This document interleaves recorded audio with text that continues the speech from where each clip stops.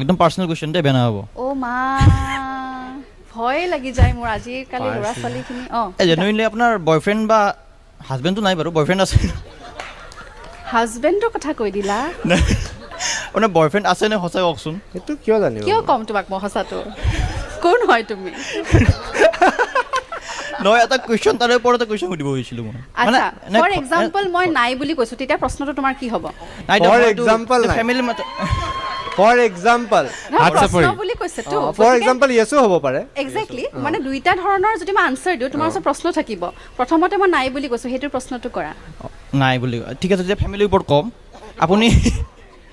আপুনি যদি ধৰক আপুনি ঘৰত মানে মা দেউতাৰ আগতো গান গাই চাগে মা দেউতাৰ আগত বা নাগাওঁ গানটো ইমান। নাগায় নেকি লাজ লাগে মোৰ। এনে ধৰক ফেমিলি মানুহ বেলেগৰ আগত গায় নেকি এনেকৈ ঘৰৰ মানুহ অঁ ঘৰৰ মানুহৰ আগত দীপলিনা বা ডাঙৰ হ'ল এতিয়া নকয় পৰিয়ালৰ আগত বাবা গানটো গাই দিয়া বুলি নাই নাই কয় এতিয়াও কয় এতিয়াও কয় মই এতিয়াও দুধ ভাত ঘৰৰ কাৰণে ক'ৰবাত গ'লে এই পৰি বুলি মাতেতো ক'ৰবাত যাওঁ নহয় চিট নাথাকিলে পৰি কোলাত বহি দিব এই টাইপ মানে এই মোৰ